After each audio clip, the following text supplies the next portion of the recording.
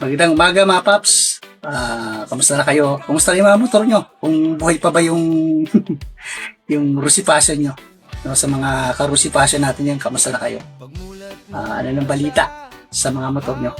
No, lalo na yung mga naka-Rusi Passion, naka-GY6, naka-carburetor. So, itong video na ito mga paps,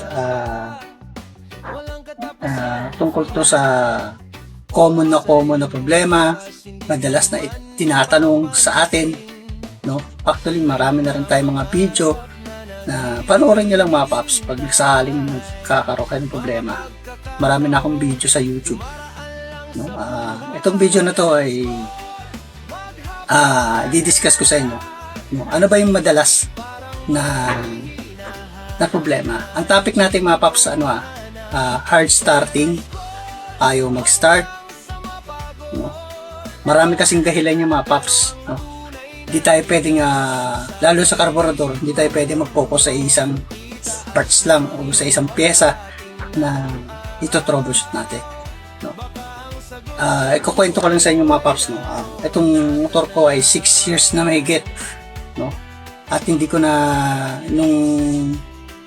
after 6 years talaga nagkaroon na siya ng problemado na talaga siya.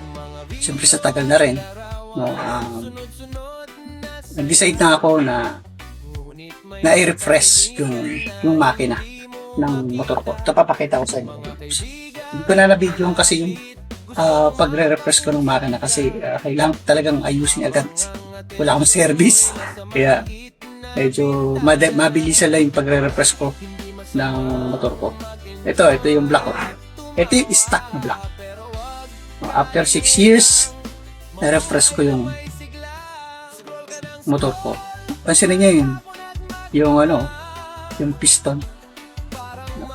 Stock up na rin yung mga piston ring, yung pinaka oil ring niya, stock up na rin. Tsaka pansinin niyo, gas-gas na rin talaga. Kailangan ko na talaga i-refresh. So, sa akin, sulit na yung 6 years mahigit. No? Okay, back tayo sa anong reason kung bakit siya na-repress. Ganito mga paps, ganito kasi nangyari sa motor ko. At sana magkaroon kayo ng idea kapag na-encounter yung ganito. Siyempre, 6 years na mahigit, so ito yung mga na-encounter ko. Hard start na siya, no, sa kickstart, wala nang compression. Sobrang lambot, no? Tapos tinis ko rin yung inikot ko yung pulley, talagang ano na rin talaga siya, malamya na isipin, wala nang effort pag inikot mo yung pulley, wala nang hindi na halos kumukontra, no? Hindi na matigas, sobrang ano na siya, smooth na, no? At isa pa, yun nga, hard start na. Tapos yung hindi na lagi na siyang hard start, no? Hangga't sa hindi na siya mag-start. Nai-redondo pero ayaw na talaga mag-start. Wala akong choice. So ang ginawa ko ganito. Tinroubleshoot ko isa-isa. Tines ko yung wait lang mapaps, pakita ko sa iyo.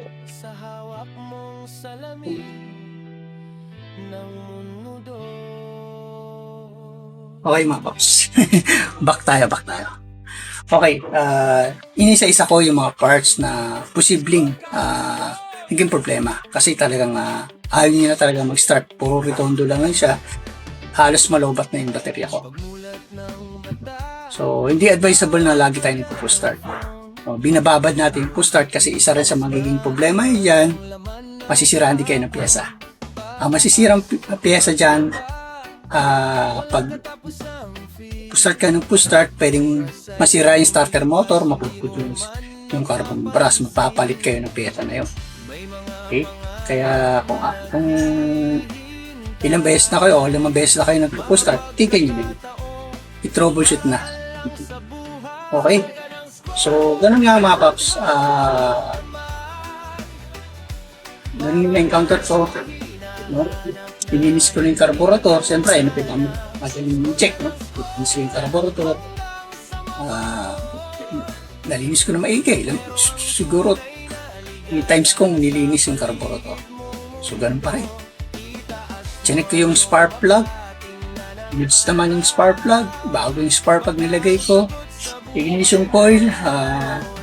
Nagpalit na rin ako. Malakas ang kuryente. Wala nang problema. So, sulit yung kuryente ng binabato ng ignition coil. Kulay bluish yung binabato niya, mga paps. Okay? So, tunik ko rin yung ito, kasi isa rin to sa mga posibleng dahilan. Pag nagka-hard start or naglolo ko yung motor, isa rin to. Yung rectifier. Chinek ko rin to, yung wire niya, wala namang sunog, okay naman. Wala namang akong kitang mga problema sa wiring. Sa check ko, yung charging system, ito rin te. Kasi pag battery operated ng motor mo, like through si Passion, kapag may problema sa ito, talagang pupugak-bugak din yung motor nyo. Tapos sa battery, kapag mahina ng baterya, pag battery operated yung motor nyo, no? At may problema rin sa battery, pupugak-bugak din yun. No? Hindi lang sa carburetor. No? Ito yung sa mga chichikin nyo. Kung battery operated yung motor nyo, chichikin nyo rin to, rectifier, kasi ito yung may responsible sa charging, no? Para mag-charge yung battery. Tapos yung battery, kailangan ma-check nyo rin na talagang goods na goods. So lahat na check ko, goods naman. Hanggat sa check ko na rin yung CDI. Kasi naka 4 pins na ako. Hindi ito ang stock ni Rosy Passion. 6 pins yun, pero 4 wires lang yun. Kaya ang ginawa ko, para madaling hanapan ng pyesa, nag-convert ako ng 4 pins. So kahit anong CDI basta DC, pwede nyo ikabit sa mga carburetor type na motor, no? Chinik ko mga paps, wiring, ganun pa rin.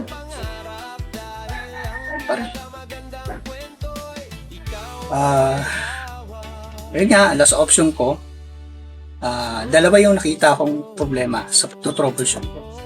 Si lahat, chinik ko, wiring, pupugak-pugak pa rin siya. Tapos ito pa yung yung pag inaano mo siya, pinipiga niya accelerator, yung throttle, pinipiga niya yung throttle, walang puwersa. Asing walang puwersa, hindi ka uusad. Lalo na pag nakasakay ka sa motor. Wala siyang puwersa, pero napapastart mo siya. Pero pag tinrottle mo, walang puwersa. So, yun. Na-analyze ko talaga. Tiniming ko yung makina. Dahil baka kasi chinunap ko rin. Isa rin kasi sa mga reason niya kung bakit nag-hard start, ayaw mag-start ang motor. Ay, yung mga binanggit ko mga paps, isa yan sa mga sana mag-gets yung mga paps. Basta checkin nyo yung pinakamadaling parts na pwedeng check. No, example, carburetor. Kung ito kung ang motor nyo ay hard start o ayaw na mag-start, checkin yung carburetor, CDI, ignition, spark plug, wirings. Isa yun sa mga ignition. Basta yun. Ayun nga, dahil sa pagto-troubleshoot natin at pagka-analyze natin, nag-decide na ako, sabi ko, ito na yung pagkakataon or ito na yung time para, siyempre 6 years na yung motor ko mahigit. Ito na yung pagkakataon na i-refresh na. Kasi nga, low compression na talaga eh. Start ko ay umana. Alam niya na yung kickstart ko ay dati napapa-kickstart ko siya. Hindi. No? So yun, nirefresh ko. Kaya pinuksan ko, pinalas ko yung black. Ayan. Puro gas kasi ang mapaps sa loob. Pakato, ayan.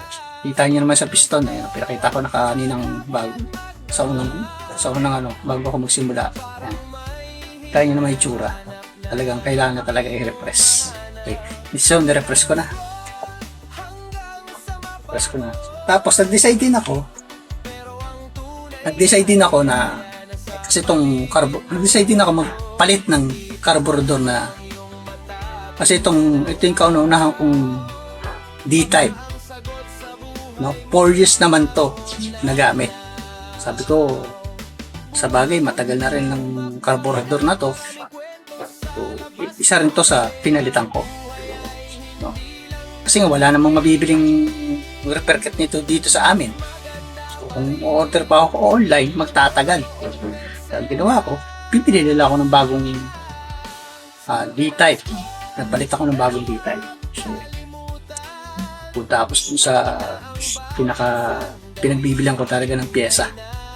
Dito lang sa Cavite kasi doon kasi ang pinakamura eh. Dito yung mga shop dito malalapit sa amin. Ang mamahal ng mga pyesa dito. So, yun. Doon ko nabili. So, nagpalit ako. So, nirepress ko yung makina. Pati yung kasi lalo set na rin kasi ang pinalitan ko. Pati nga bulb, pinalitan ko kahit na okay pa to. Yung pinaka-purple, pinalitan ko rin yan. So, yan. Kung posible, pinalitan ko. So, yun. Nung kinasa ko na, nalinis ko na yung black, kapit ko na, kinabit ko yung carburetor, start ko, yun. Okay. Sabi ko, yan na nga, problema. Dalawa ang naging problema. CDI, okay. Ignition coil, okay. Spark plug, okay. Ano pa ba? Rectifier, okay. Wirings, okay. Dalawa ang naging problema. Carburetor. Dahil sa tagal na rin, siyempre, wala naman lifetime na pyesa na hindi nasisira. Talagang bibigay yan. Pero laki pa rin ako kasi tumagal siya ng 4 years sa akin bago ako nagpalit. Pero itong carburetor na to, hahanapan ko ito ng repair kit, pagaganahin ko dito. Alam ko, repair kit lang to. Wala lang kasi akong wala lang akong choice kasi kung bibili ako online, napakatagal. No? Kaya ang ginawa ko, bumili lang ako ng bagong carburetor na D-type na makakabit ko agad kasi kailangan ko talaga ng service. Kaya nga hindi ko na nga na-videohan yung part na yun yung pag-re-refresh ko ng makina. So yun, carburetor. Okay. Tapos syempre malamya na rin yung motor, yung takbo ng motor ko. Walang puwersa. Black, isang set siya mga paps pag bibili kayo. Hanggat maaari isang set. Black, tapos may kasama na. Para ganun talaga pag nagre-refresh. Kailangan na rin, obligado na isang set talaga. No? Kasi kung babalik nyo pa, gagawa nyo re-remedyo nyo pa, kakalasuli kayo. So, ang ginawa ko. So, ang pinaka-main problem, carburetor, tsaka yung black. Yung makina, nire-refresh ko. So, yun. So, ang problema mga paps? Pupugak-pugak? Mahinang hatak? Hard start? Minsan ayaw mag-start? Kahit anong pilit mo, ayaw mag-start. Yun. Ulitin ko. Ang naging problema, pupugak-pugak, mahina hatak, no? Tapos, hard start, minsan ayaw mag-start. Wala na talaga. 4 na yan. Ayan ang common sa mga motor. No? Kaya kayo mga paps, tips ka lang sa inyo, matuto kayo mag-troubleshoot step by step. Huwag kayo magpapalit basta-basta ng pyesa na hindi kayo sigurado. No? Kung hindi man kayo gagawa, sabihin nyo sa mekano, ito ba talaga ang problema? Dapat pinapakita sa inyo na ayun talaga ang problema. Pagpapalitan. Kasi may mga shop na sinasabi na palit ka para lang makabenta, para kumita. So, that's better na kayo na mismo ang gagawa ng motor nyo. Ganyan mga paps. Kaya ako, hindi talaga ako napapagawa sa mga mekaniko. Nag-aaral talaga ako na matuto sa pag-aayos ng motor. or ng sasakyan. Actually mga paps, nag-aaral din kasi ako ng automotive. So, in-apply ko lang yung pinag-aaralan ko sa automotive. Kasi isa lang naman yung konsepto niya is halos pares lang din naman. Pinagkaiba lang naman is maliit lang parts ng motor at madaling gawin yung motor kasi maliit lang yung makina. Okay? So, gano'n mga paps. So, sana nakatulong mga paps. Kung nakatulong tong video na to mga paps, maglalambing lang ako sa inyo. Sana huwag nyo na may pagkait yung please subscribe my channel, no, and please share tong video na to, no, like and share para makatulong tayo sa iba, no. Makakapanood kasi nito, please kahit paano magkakaroon ng idea, no, sa pag-aayos ng motor, no. Inuulit ko mga paps, maraming dahilan, no. Pag sinabi natin hard start, hindi lang tayo dapat magpo-focus sa isang pyesa, maraming dahilan niya mga paps, no. Step by step to troubleshoot mo, checkin nyo, no. Pwede kasing hindi lang carburetor, hindi lang CDI, no. Ganon mga paps. So itong video na to is sinishare ko lang sa inyo yung mga na-encounter ko sa motor ko na ito. Okay? Sa pagto-troubleshoot din naman, halos same lang naman yung pagto-troubleshoot sa FI. No? Ang pangkagandahan sa FI madaling matukoy kasi nga gumagamit tayo doon ng diagnostic tools. Di tulad ng carburetor, talagang ito-troubleshoot mo, check mo actual. Pero yung FI naman, i-actual mo pa rin naman yun. So ang kagandahan lang naman yun, may diagnostic tools, ituturo ka lang naman niya kung nasaan yung problema. Yun lang naman yun, para mapadali. Yun naman. So ayun lang mga paps, maraming salamat ulit.